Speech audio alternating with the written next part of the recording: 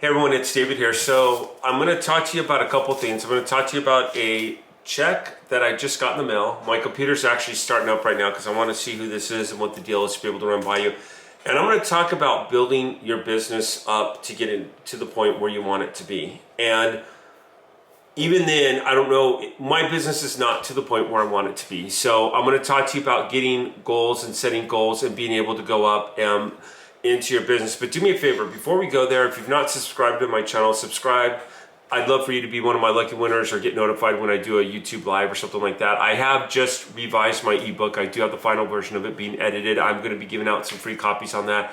I go over 30 case studies in that ebook on how either myself or some of the Warriors families have gotten recent checks and how they got paid and what the story was, and go over a lot of information on that as well. I just wanted it to be the best ebook out there.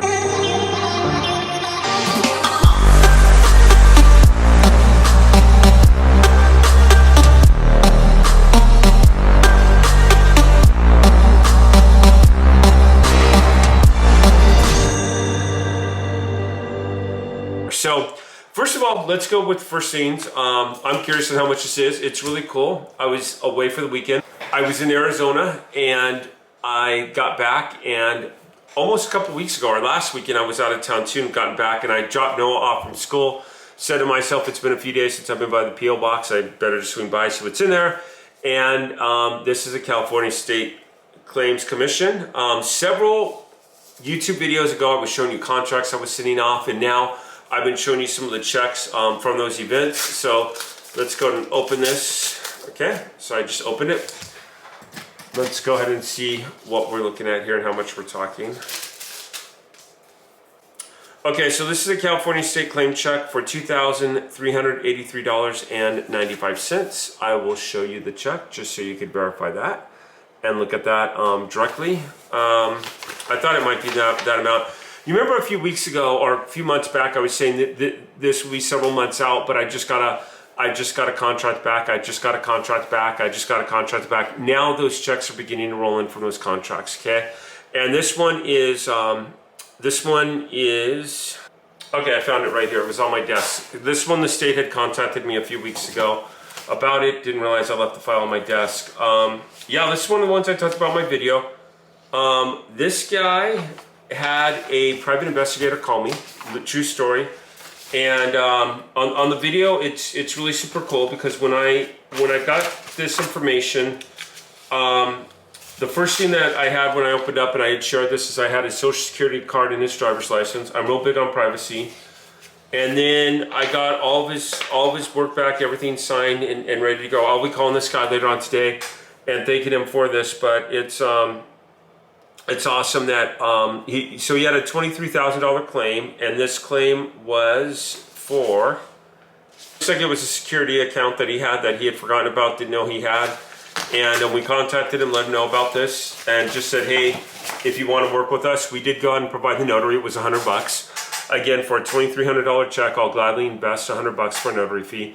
So my cost in it was, I did have a VA that helped me out with this deal, and I had a notary fee, but I will be clearing very, very nicely here. Again, you're seeing these, and you're seeing me do these videos, video after video, check after check, and I'm posting these up like this is real. You should be doing this. You can do this. It is work and it is effort. So number one is, as I was doing this video, I don't want to just be up here flashing a check saying, hey, I got paid. Number one is you should devote a minimum of 10 hours a week to the business. A minimum of 10 hours a week. That means you're going to pull up your list. You're going to skip trace your leads. You're going to call people, and you're going to get someone who hangs up on you. I get that all the time. In fact, a couple weeks ago in one of my live cold calling sessions, I didn't have someone, yeah, he did hang up on me, but he told me it was too good to be true, and said that wouldn't admit that his property went up for auction. And I had about 50 people on the phone with me, and I said, guys, one of the number one email questions I always get is, they don't believe me that they have the funds. Can you call them? Well, I get it too. I get people that don't believe me as well. I have had people go back and they've looked up my YouTube channel and then they've called me, which is pretty awesome, but I have people that don't believe me as well. Okay, number two is you're going to call someone who tells you, yeah, I want to do business, and you're going to get them all the information, and they are not going to follow through. And two things I'll give you on that. Number one is stay on them. Like I had a check earlier this year that came in. It took me 4 months to get the contract back. Stay on them, okay? Because I did get paid on that, and I got paid very nicely. You know, and and when I say stay on them, I start off with a few times a week, and then I go once a week, and then I go once a month. And if I'm trying them Monday at 9 o'clock, maybe I try them the following time at 3 o'clock, and the following time at noon, and the following time at, 6 p.m. You've already made contact. They're what I call a warm lead. They're getting cold, but they are still warm. You do know this person. You have had a conversation with them. You should have a CRM. If you don't know what a CRM is, go back and look at my earlier videos. But you should have a CRM that updates the information, that tells you when you had the conversation, what happened, and how you had it with them. Okay. And then number 2 is try to have an action plan with everyone, including those type of people. Like what I mean by that is they tell you, yeah, let's get ready to go. Great. Can I go ahead and call you? Can I send you the agreements on the email? And can I follow up with you tomorrow? Is morning or afternoon better? Is it okay if I call you tomorrow? Is morning or afternoon better? In fact, scratch that and just say, I'll send you the agreements. I'll shoot you a call Friday or whatever day of the week it is, like 2 days from now. Is morning or afternoon better? And that way, you're really not giving them an option. You're saying, okay, I'm going to send you the agreements. I'm going to go for it. Doesn't mean it's going to be a slam dunk, but you'll have a lot more of a success rate if that happens.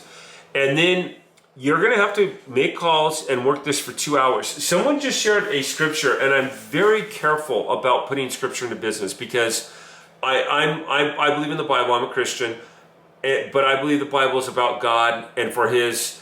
I believe I have blessings through the Bible. I believe it's His word and His daily bread. But when people get up and they do this name it, claim it all thing, but one of the girls, she's gotten paid several times in my program.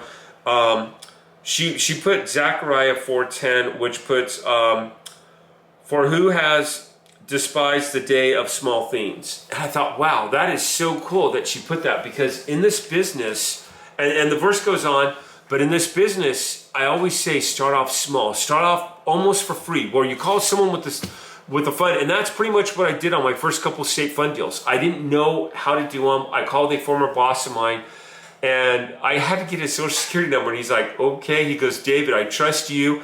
He goes, he was my former matcher. I used to work at Los Altos High School, and great guy. And he's like, I trust you. He goes, but I'm surprised I'm giving this to you. And he just gave it to me. And I go, okay, I just destroyed it. I don't even have it. By the way, I will destroy this guy's information. Like, here's the file I have on him. I will totally destroy it. And when I call him, I'm going to say, hey, I'm going to destroy all the information I have on you. Really appreciate working with you, and hope we can do business again sometime. Yeah, you almost work for free, and then you work your way up, and you get small, and you get small, and you get small. I know people that get $1,000 3 times a week. That's 12 grand a month. That's 144,000 a year. This business works, but you got to start off in increments and work your way up the ladder. Hey everyone, I always appreciate the comments and the emails and everything I get from the videos. Trust me, it means a lot. Really, really means a lot to me when you guys can do this. Hope you can achieve some of your business goals. And that's the last thing I'll say on this is, I have not achieved all my business goals that I want to achieve. I have hit points along the path where I come through and I want to make 6 figures. Okay, I've hit that. I want to make a certain amount. I've done that. I want to have staff in a certain place. I want to double what I'm making now. I want to be bringing in more income. I want to be training people and doing different techniques. I have a certain threshold that I'm always aiming for. So if you're like on your business goals and you've hit them, I don't even think Elon Musk has hit all of his business goals. I mean, you just have to, you have to constantly be planning. But if you want to be having a side income that makes $30,000 a year, that would be just a little higher than this once a month, and it's very doable. Like I said, just once a month, boom, do it. If you want to be making 6 figures on this a year, start off in the increments that I always say, and then work your way up the ladder where you're getting paid $300, $400, $500, and you're doing it. I mean, you look at jobs and you look at opportunities that you've had. Like I used to work for UCLA Extension. Some of you know that. I used to teach for them. And I thought, wow, this is the career of the world. And I loved it. I loved my bosses there. I loved people that went through the program. It was really great for me. But I look back at that now, and that was just a stepping stone. In fact, there's one area after that job ended, and it ended in 2009 on the Great Recession. They pulled the plug on the program, which I don't blame them.